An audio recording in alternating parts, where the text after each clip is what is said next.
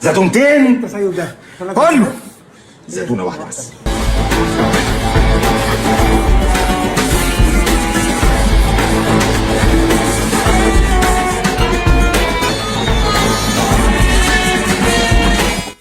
قول لي بقى يا سيدي، انت خايف من الميزان ولا خايف مني؟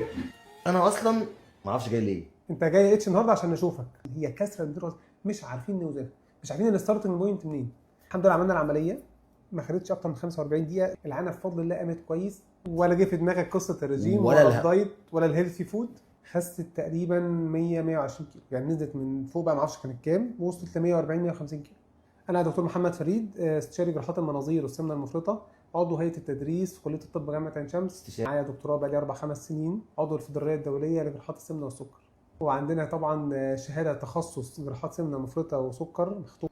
الناس مش بتخاف من دكتور التغذيه او دكتور السمنه او دكتور جراحات السمنه، الناس بتخاف من الميزان، لان الميزان بالنسبه لها بيوريها حاجه احيانا هي مش عايزه تشوفها. العمليه هي بالبدايه، العمليه اول طريقك على التراك المظبوط. يعني دلوقتي انا بعمل عمليه تاخد نص ساعه دلوقتي في اوضه العمليات، بتخليني اغير اللايف ستايل بتاعي علشان هي سهله بسيطه، نتائجها اضمن ونتائجها سريعه.